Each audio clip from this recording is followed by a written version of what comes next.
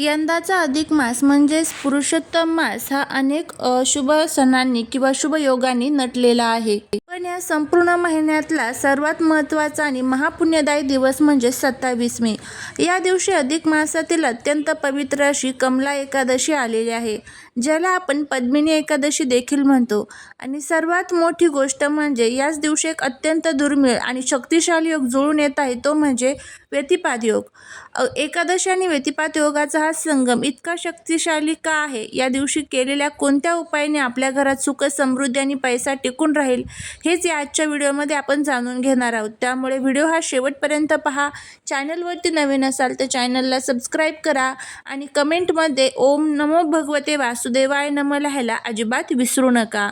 अधिक मासाचे स्वामी स्वतः भगवान विष्णू आहेत, म्हणूनच याला पुरुषोत्तम मास म्हणतात. आणि या महिन्यात येणाऱ्या एकादशीला साक्षात लक्ष्मीचे नाव म्हणजेच कमला एकादशी दिले गेले आहे.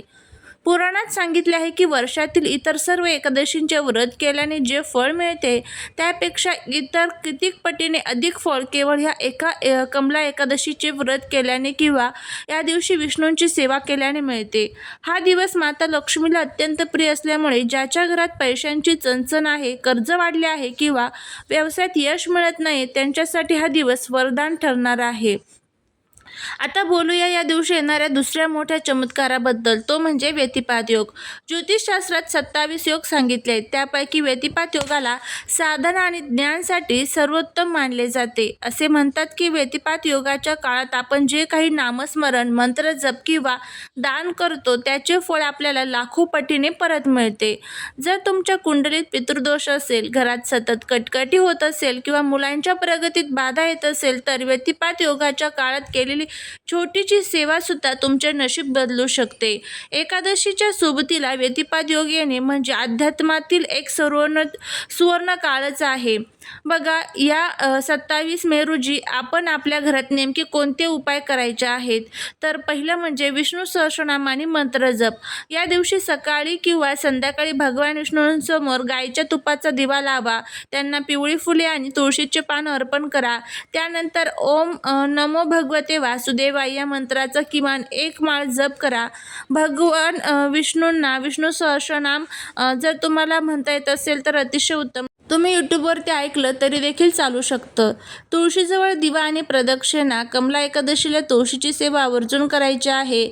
महापुण्य मिळवून देणारा दान, ज्यामध्ये व्यतिपात योगामध्ये दिलेलं दान कधीही वाया जात नाही. या दिवशी तुमच्या क्षमतेनुसार गरजू व्यक्तीला अन्न, पिवळी फुले जसे की केळी किंवा वस्त्र दान करा. यामुळे तुमचे पितृ तृप्त होतात आणि त्यांचे आशीर्वाद घराला लाभतात. अधिक मास आणि त्याचबरोबर ही कमला एकादशी हा जो संयोग आहे तर तो 3 वर्षातून एकदाच येतो. 3 वर्षातून एकदाच ही एकादशी येत असते आणि ह्या एकादशीच्या दिवशी आपल्याला काही प्रभावी असे उपाय करायचे असतात. या उपायांमुळे आपल्या घरातील सर्व अडचणी, सर्व दुःख, दोष, दारिद्र्य जे आहे तर ते दूर होण्यासाठी मदत होत असते. बघा, अधिक मास ज्या प्रकारे आपण अनेक सेवा करतो त्याच प्रकारे जर एकादशीच्या दिवशी आपण ही सेवा केली, आपण जर हा उपाय केला तर नक्कीच आपल्या सर्व अडचणी ज्या आहेत तर त्या दूर होतील. तर मग तुम्हाला कोणता उपाय करायचा आहे? तर तुम्हाला तुळशीला ही एक वस्तू जी आहे तर ती अर्पण करायची आहे.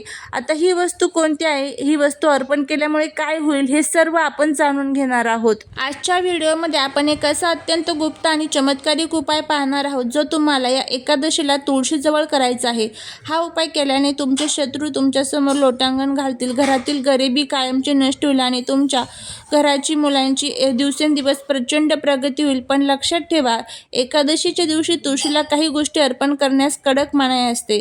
त्या चुका टाळून हा उपाय कसा करायचा ते आज आपण सविस्तरपणे पाहणार आहोत. तर उपाय जाणून घेण्यापूर्वी एक अत्यंत महत्त्वाची गोष्ट जी प्रत्येक माता भगिनीने लक्षात ठेवली पाहिजे.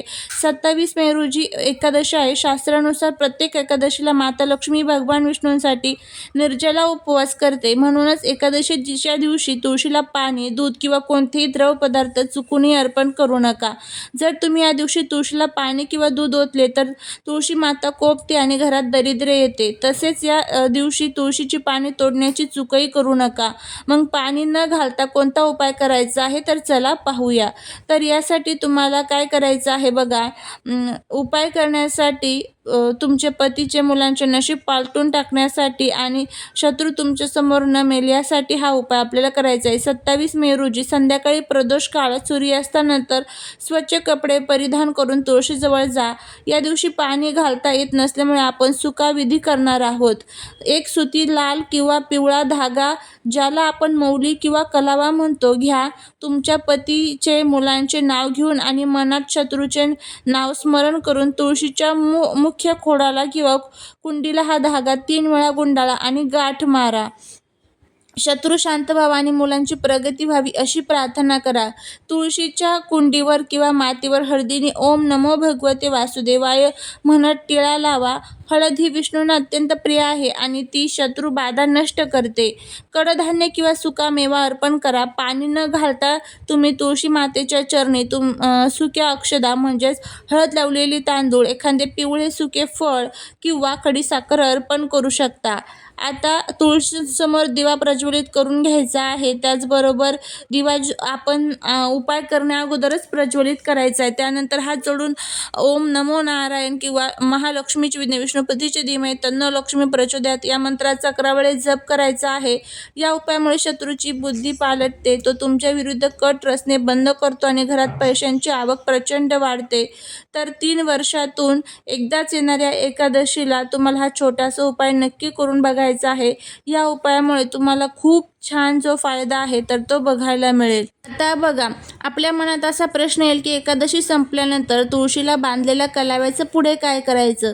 तर हा कलावा म्हणजेच हा पवित्र धागा एकादशी संपल्यानंतर लगेच काढायचा नाही. तो तुळशीला तसाच बांधलेला राहून द्या. जोपर्यंत तो धागा स्वतःहून जुना होऊन किंवा तुटून निघत नाही तोपर्यंत तो तिथेच राहू द्या. यामुळे या उपायाचा सकारात्मक प्रभाव तुमच्या घरावर, पती आणि मुलांवर सतत राहतो. पण समजा काही दिवसांनी तो धागा जुना झाला, त्याचा रंग उडाला किंवा तो बदलण्याची वेळ आली तर तो धागा हळूच काढून घ्या. तो धागा चुकूनही कचऱ्यात किंवा अस्वच्छ ठिकाणी टाकू नका. तो कलावा तुम्ही वाहत्या पाण्यात विसर्जित करू शकता किंवा घराजवळच्या कोणत्याही झाडाच्या मुळाशी मातीत सन्मानाने दाबून देऊ शकता आणि त्यानंतर तुळशीला नवीन कलावा बांधू शकता. अशा पद्धतीने तुम्हाला हा जो उपाय आहे तर तो या एकादशीला करायचा आहे. खूप साधा सोपा उपाय आहे बघा. जर तुम्ही एकादशीच्या म्हणजेच ह्या कमला एकादशीच्या दिवशी जर हा उपाय केला तर याचे खूप चांगले फायदे जे आहेत तर ते तुम्हाला बघायला मिळेल. घरामध्ये अखंड लक्ष्मी प्राप्ती होईल. आलेला पैसा टिकून राहील. आपल्या कष्टाला नशिबाची साथ मिळत नसते बघा. खूप कष्ट करतो, मेहनत करतो, पण तरीही त्या मेहनतीचं, कष्टाचं फळ मिळत नसेल तर त्या सर्व अडचणी आपल्या दूर होतील. कारण तुळस भगवान विष्णूंना अतिशय प्रिय आहे आणि तुळशीची सेवा केल्यामुळे घरातील सर्व दुःख, दोष, दारिद्र्य दूर होतात. तुळस आपल्याला घरामध्ये सुख आणि समृद्धी येणार आहे की दुःख येणार आहे ते अगोदरच आपल्याला संकेत देत असते आणि ते संकेत जर आपण ओळखले तर आपल्या घराची प्रगती ही कोणीच थांबवू शकत नाही. इतकं प्रभावी हे तुळशीचे उपाय असतात. त्यामुळे प्रत्येक घरामध्ये तुळस ही असावीच. आता सपोज जर तुमच्या घरामध्ये तुळस नसेल तर मग तुम्ही एकादशीच्या दिवशी नवीन तुळससुद्धा आपल्या घरामध्ये लावू शकतात. नसेल तर आवर्जून घरामध्ये तुळस लावा. अशा पद्धतीने काही छोटे उपाय आपल्याला करायचे आहेत. तुम्ही करून बघा, याचा चांगला फायदा तुम्हाला बघायला मिळेल. चाललेली सेवा ही महाराजांच्या चरणी रुजू करते. व्हिडिओ जर आवडला तर लाईक, शेअर आणि सबस्क्राईब करायला विसरू नका. भेटूया नवीन व्हिडिओत नवीन माहितीसोबत. तोपर्यंत श्री स्वामी समर्थ.